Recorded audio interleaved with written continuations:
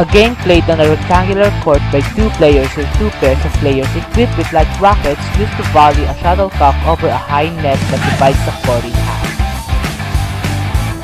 In badminton, a grip is a way of holding the racket in order to hit shots during a match. The most commonly used grip is the orthodox forehand grip. Most players change grips during a rally depending on whether it is a forehand or backhand shot. Some tips to note.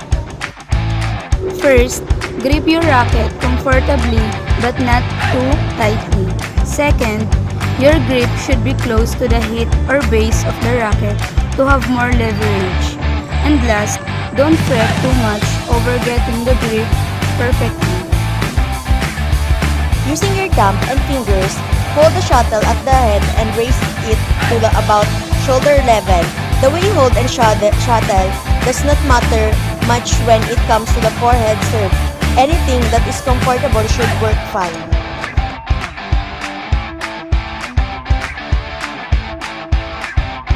Third step, get into position, ready position. The badminton forehand serve is typically executed in a singles game. Fourth step, the forehand serve has three variations and they are commonly used in singles. They are the high serve, the flick serve, and the low serve. Number 5 is fire away. The badminton forehand serve starts with the weight on the back foot and shifting towards the front foot during the process of serving. This is to generate momentum and more consistent flow for better quality forehand serves.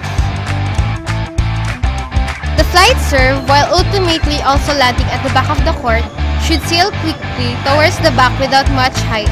How much height really depends on your judgment and strategic use.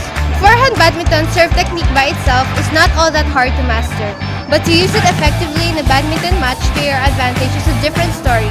Feel free to check out the training guides here to learn what other techniques that will supplement your badminton arsenal.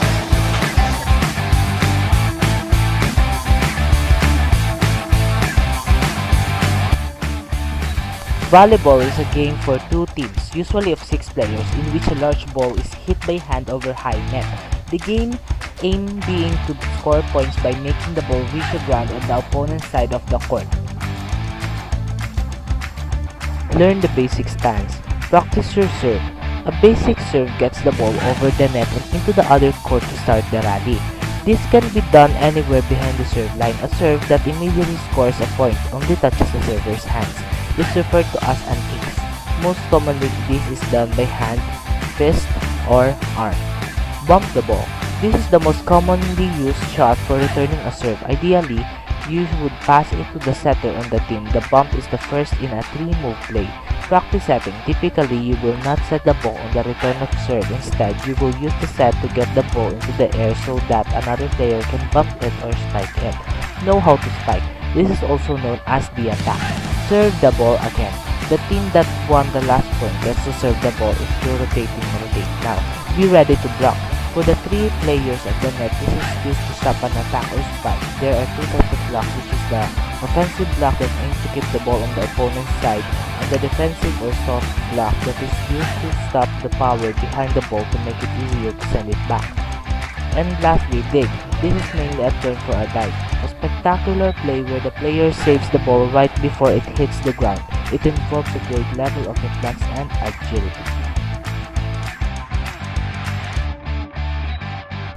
100-meter dash is a sprint race in track and field competitions. The shortest common outdoor running race distance. It is one of the most popular prestigious events in the sports of athletics. When getting into the blocks, author Warren Doster writes, in the art of sprinting, the strongest legs should be in the forward pedal of the starting block. The fingertips should be set just behind the starting line, not touching it, with the arms mostly straight but the elbows unlocked. Thank you for watching! Please like and share our simple tutorial video.